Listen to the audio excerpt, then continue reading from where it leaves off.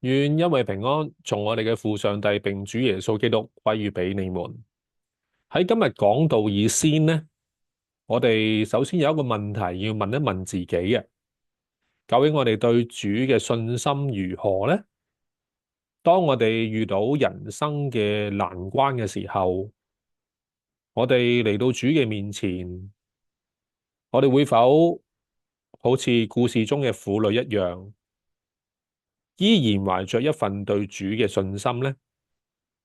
今日嘅福音喺馬太福音嘅15章22至23節呢度咁樣寫：有一個迦南嘅婦人從那地方出來，喊着說：主啊，大衛的子孫，可憐我，我女兒被鬼附得甚苦。耶穌卻一言不答。門徒進前來求他說：這個婦人在我們後頭喊叫，請打發他走吧。我哋留意到呢度係迦南婦人嘅女，當時被鬼附着，情況好危險。而呢個婦人同埋佢個女跑嚟見到耶穌。喺呢度，我哋留意門徒要打發呢個迦南婦人離開。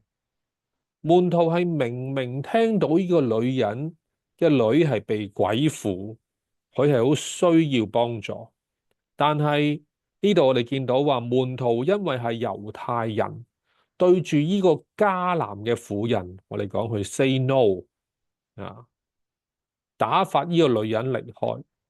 同時我哋又見到耶穌卻一言不答。呢度我哋有幾個方法去理解呢個情況。第一，呢度嘅婦女喺馬太福音被稱為迦南婦人，屬於外邦人，或者正確啲嚟講，係俾猶太人視為外邦人嘅迦南婦人。回到舊約嘅時代，當以色列人進入迦南地，佢哋認為迦南人所拜嘅宗教並唔係真神，故此世世代代嘅猶太人同呢啲嘅外邦人都有一種非常深嘅裂痕，所以呢個婦女係遇到一種嚟自上一代嘅歧視，呢個嚟自歷史嘅傷痕。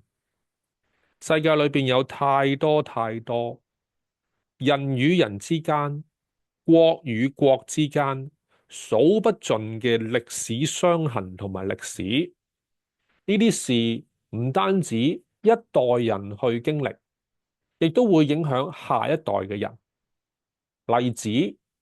例如我父輩嗰一代嘅人，即係我爺爺啊，我爸爸嗰一代嘅人，佢唔中意日本呢個國家，亦都唔會選擇去日本旅遊，因為佢哋當年經歷過喺香港經歷過3年08個月俾日軍統治嘅日子。當然，我仍然有認識有朋友係唔會選擇去日本旅行，原因係因為呢個從歷史嚟嘅傷痕。第二點喺24節，24節耶穌講一句說話。呢度24節講耶穌說：我奉差遣，不過是到以色列家迷失嘅羊那裏去。主耶穌眼見門徒要打發呢個婦人離開，耶穌講句就話：我奉差遣，不過係到以色列家迷失嘅羊那裏。呢度出現咗係以色列嘅迷羊啊！咁我哋留意呢度係馬太福音，馬太福音嘅讀者呢，對象係猶太人，所以呢一個嘅描寫方法呢，係切合佢哋嘅讀者群啊！我哋亦都可能去係馬太喺寫作嘅方法上咧，係迎合猶太人嘅讀者。但係當我哋讀其他嘅福音書嘅時候咧，主耶穌係有醫治外邦人噶啊，例如羅馬嘅百夫長嘅僕人，仲有嗰10個喺邊境嘅麻風病人。所以無論如何，整體上嚟睇咧，耶穌冇講過話佢拒絕去醫治嗰個嘅小女兒。剛才講啦，迦南人當中係有人拜偶像，呢個係歷史留落嚟嘅印象。所以當迦南嘅女人呢個女兒被鬼附咧，我哋大有理由相信呢個婦人都揾過好多醫生同埋方法，但係都唔成功。而家呢個婦人竟然願意走到猶太人嘅地方，去到一個可能會俾人藐視嘅地方，去揾呢個幫助。25節，我稱之為一個卑微嘅信心。25節，呢個婦人嚟到拜耶穌，說：主啊，幫助我。呢個婦人一心就要去到耶穌面前，係為求一件事：主幫助我。首先我哋留意，婦人對於主耶穌係十分尊重，以主嚟稱呼。就算喺度去到第一世紀，呢個對於尊貴人嘅稱呼。第二，呢個婦人係應該聽聞過耶穌嘅能力，故此用主去稱呼佢。一個迦南嘅婦人去到猶太拉比老師嘅面前，要求幫助，呢個係非常卑微嘅請求，亦都係一個卑微嘅信心。26、27節咁樣記載，耶穌回答說：不好拿兒女嘅餅丟給狗吃。婦人說：主啊，不錯，但是狗也吃他主人桌子上掉下來嘅碎渣兒。咁喺呢度剛才嘅26、27節出現咗係俾人講係歧視嘅字眼。有人認為用狗去形容呢個婦人呢，即係歧視。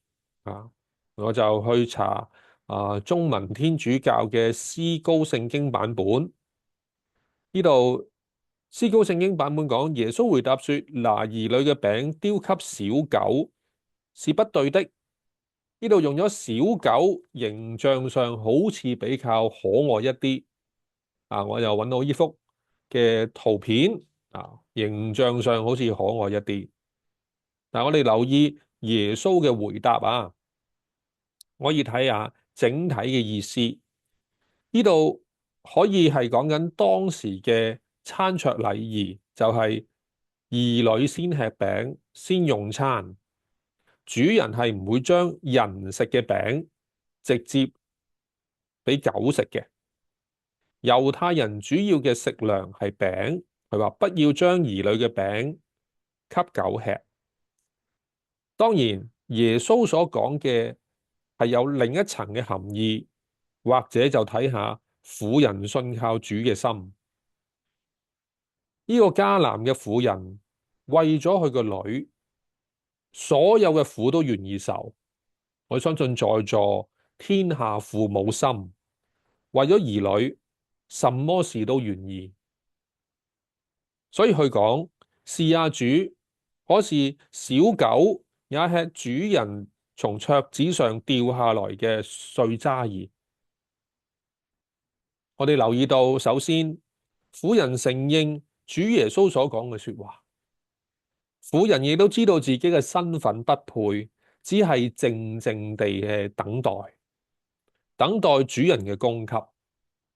婦人為咗佢嘅女，成為咗卑微嘅人，佢又係外邦人，但係婦人相信主耶穌，佢心底裏默默相信耶穌會幫助。呢個婦人喺痛苦之中，縱然俾人歧視，喺被受欺壓當中，呢個女兒又俾鬼附，喺沒有可能之中，佢仍然相信神蹟，因為佢依然相信耶穌係答案。因為佢剛才講：主啊，幫助我。婦人已經認定咗主耶穌為救主。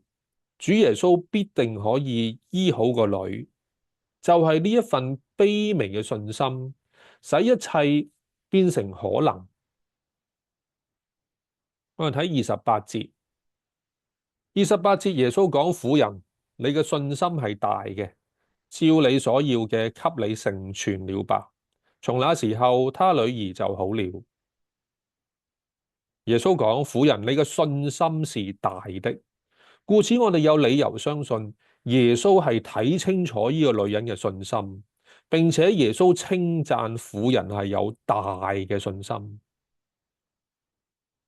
弟兄姊妹，一個原先被門徒叫離開嘅女人，一個被標籤係迦南嘅婦人，一個俾人睇唔見嘅女人，但係耶穌冇歧視呢個女人，反而你見到耶穌呢度係大大嘅稱讚。耶穌更加醫治咗呢個迦南女人嘅女。耶穌所睇重嘅係信心，就算係人嘅卑微，就算係軟弱，但係我哋留意信心嘅形象，原來好似呢個女人咁樣樣。我哋講大嘅信心，好似係一種偉人啊，好有信心嘅表現。但係你見到呢個女人，原來係一種卑微嘅信心，都係一種大嘅信心。呢種信心係由信仰內在嘅素質而嚟，唔會因着外在嘅環境而改變。面對世局嘅不穩、政局嘅不安、人心嘅不定，我哋嘅信心如何呢？耶穌說就係像一顆芥菜籽嘅信心，特別喺苦難之中，喺情緒不安之中，喺病患之中，我哋嘅心又是否依然相信？